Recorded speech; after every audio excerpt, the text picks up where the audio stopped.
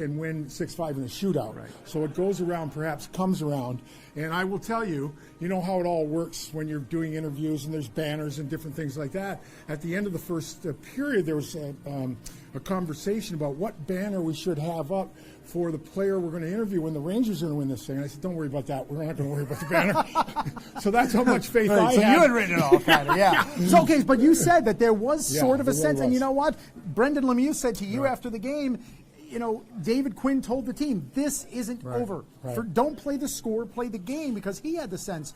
So to you, it didn't feel like Tampa when 4-0 ended up becoming 9-3? No, the difference is, if you can get Montreal in their end.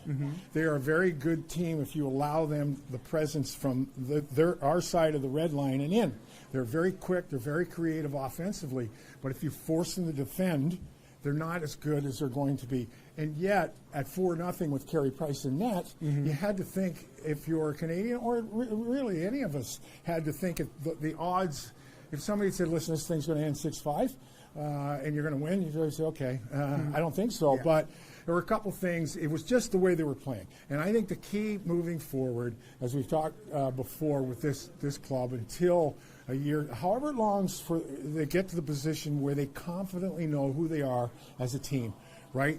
You have to take the good moments like the game against Washington and savor those moments, because there are going to be nights where you're going to go, what in the world is this team doing? So now you come off a good night. You find a way. You come back from 4 down. Everybody feels good. What was the prevalent emotion in the dressing room afterward, and maybe the one that these players would probably like to carry forward? Well, I really think, to me, what resonated was the comment that Brendan Lemieux made that he got from his father and Patrick Waugh, a couple of guys that played in the league and were pretty good. Decent, yeah. And he said, never accept the highs for as high as they are. I'm paraphrasing, basically. Yeah. And never you're not as bad as you think you are.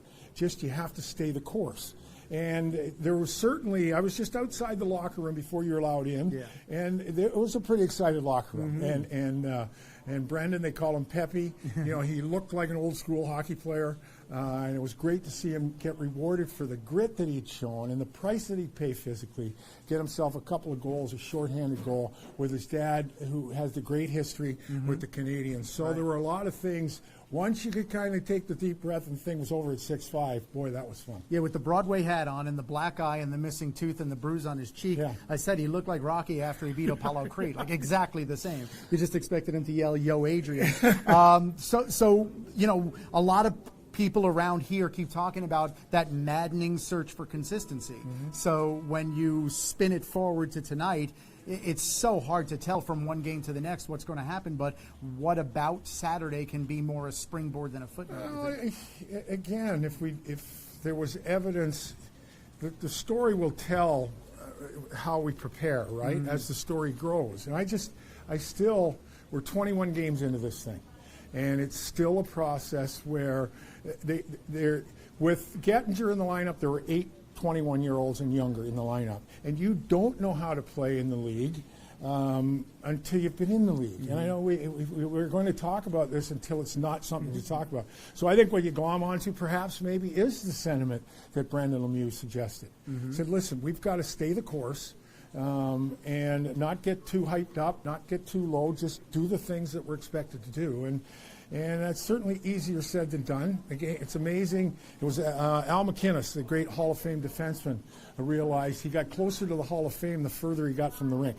That's because a good point. We're all wonderful players. When I'm a tremendous player up in the radio booth. I'm gonna tell you and even better down by ice level until you get on the other side of the glass. So I think all those things come into play. But to me, it's still very important to recognize this is going to take some time. Hey, we always ask for your questions, so if you have any, hit us up on whatever platform you're watching. Our buddy Amanda P. is standing by. She's signaling that she has a question, either that or she just wants to raise her hand indiscriminately. What do you got? I just wanted to say hi. Hi, how are you? So here's what we got on Twitter. Okay. Trent wants to know, what have you seen from the rookie defenseman, and what do you want to see more of?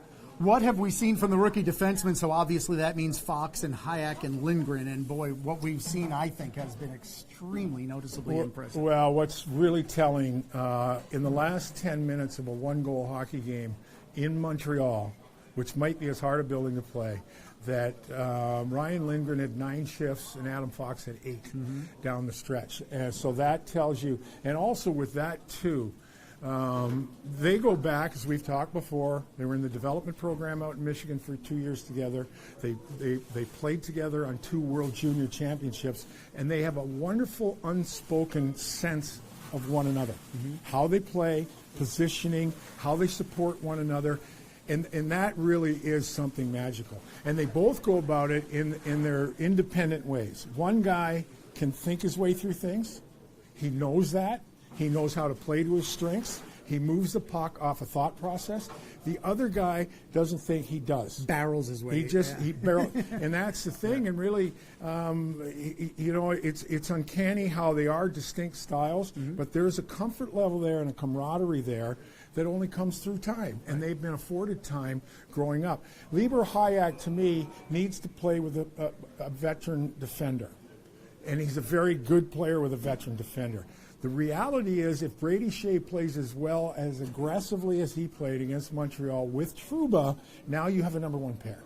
And where does Hayek fit in there? But to me, he still belongs in the roster and belongs in the ice. So there is not, as David Quinn told us before the Montreal game or after the Ottawa game, he does not have an issue with the young guys. Right. And the young guys are cruising along exactly how they should be. And you do get the sense he doesn't even think of them as 21-year-olds anymore. No, well, the thing is, too, and I think we've talked about it before, I'm looking and I noticed that Lindgren and Fox are on the ice a lot in a one-goal game in Montreal. But then you're going to who else is going to play? Somebody's got to play, right? So it's all good. Hey, how about a tip of the cap to Alex Georgiev, who honestly could have been yanked from that game, if not for where Henrik Lundqvist sits in that arena, which is across the ice, and it would have been almost an embarrassing situation to have him come from some door out onto the ice while Alex skates off. And David Quinn talked about that. Georgiev stays in, stops 24 of the last 25 to give the Rangers a shot. I don't know where it's all going to end up with Shesterkin kind of nipping at his heels, but I think Alex Georgiev fought through something really important. That's a pretty appropriate observation. I think fought through was what he was. To me, he looked a little half a puck behind, half a step behind, positioning. He'd make one move, and even as the game went along, he'd make that one move, but if it should have been caught at his shoulder. But you give him credit for persevering. Right. And the perseverance obviously takes a different perspective when you end up winning 6-5. But still, he made a save in the third that I think it was a little bit of guesswork late. But you know what? It's another thing. He's got 60 games in the league, something like that. So, and that's not an easy building to play in, and it can turn. So, credit to him. And again, there's so many instances in that hockey game that are representative of where this franchise is at this particular time. It's true. So it was a job well done. I made the comment on the air. I mean, it's maybe easy to forget, but he made his NHL debut in that building only 18 months ago. Right. So it's not like Absolutely. he's been around forever. No. Right. No. We've gotten this far in the show without even mentioning the visitor tonight, a guy who I know you really came to like over his almost 9 years here, a guy who won 3 Stephen McDonald Extra Effort Awards, which probably speaks volumes for the kind of player he was, and that's Matt Zuccarello. Right. There's a couple things about Zook that I'll always remember, and my first memory is it was his return back when he had been in the KHL, and the team had flown into Ottawa. Right. And we were staying at the hotel. The team gets off the bus and goes into the. Now this was under Torts, so Torts' reign was what it was. There was not a lot of jocularity, if you know what I mean. Yeah, you mean rain around someone's neck, or you mean his reign of time here, right? So team gets into the lobby, and there's Zook. And I want to tell you, every one of the guys that get into the lobby was like Christmas morning for them. He was like a breath of fresh air in a room that was pretty tight, pretty tough. And then I think you also have to acknowledge the relationship he has that grew with Hendrick. Now, that goaltending position is a different position. It's a lonely position. A lot of times, that goaltender has this, he has kind of a funky personality. And in his own way, Hendrick does. He's a wonderfully well-spoken, bright, but he's a goalie. And I'm telling you, watch Zook kind of play with him, toy with him at practice, and they developed a wonderful relationship over the years. And I think, and then the third point is, as he grew into the National Hockey League, he won so many more battles, one-on-one battles, and come out and make a play with the puck than he ever should have, right? He had that long stick, longer than his body, and he was so smart with the puck. So there's an awful lot of things to like about him, his humility, all those really good things that, you know what, and I think he's very representative of much of the fraternity of this league. 3 things that stand out to me. When he was hit in the head with the puck from Ryan McDonough in the playoffs and missed the rest of the playoffs, maybe some people don't know, he lost the ability to speak. Right. And the fact that he got back to where he got back to and is still where he is a testament to him as a person and his work ethic. The second thing is the way Henrik Lundqvist reacted when the trade was official. It was the only time in his NHL career where he was unable to finish an interview. I mean, the emotional attachment that he had speaks volumes as well. And the third thing that I'll always remember is that my wallet is significantly smaller because I won one bet from that SOB in 7 years of betting soccer games with him. He's a Man United guy. I'm a Tottenham guy. Never root, never cheer for, never bet on Tottenham. That guy probably has a wing on his place in Minnesota because of the bets we made. And I did pay up every time no matter what he says. So that's our Matt Zuccarello memories. Good luck to him tonight. I have a feeling the Garden's going to embrace him. Well, they should. Warmly. I mean, he should. He was an awful lot of the innocence, who he was represented a lot of times in this game. Yeah. So he should be embraced. I know you have an interview with David Quinn coming up, so we're going to wrap up in a moment. It'll be interesting to hear what David says. That'll be in the pregame show starting at 6:30. But just a word on tonight's opponent. Minnesota got off to a horrible start. Maybe starting to try to climb their way out, but they play a backup goalie tonight. Well, their Dubnyk is not going to play again, apparently, one of the top goaltenders in the league. And they're a bit more of an old school team. They're not overly quick. There's some size. Their blue line, I think, you know, their catalysts, according to their salary structure, are both Suter and Parise, and yet they're where they are in their career.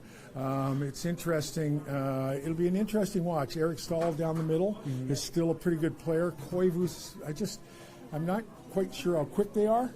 Given today's game, but they are going to come at you with a ton of NHL experience, so it'll be interesting. It's going to make an intriguing game. 6:30 for the pregame, then 7 o'clock, Sam, Joe, and Dave on the broadcast. I will be upstairs with Steve Valiquette on the pregame show. And hey, we get to do this again in 2 days, a rarity. Rangers, Hurricanes, Wednesday night at the Garden. If you don't join us then, have a happy Thanksgiving, but if you don't join us then, you're going to miss out on a good one. Thanks, guys.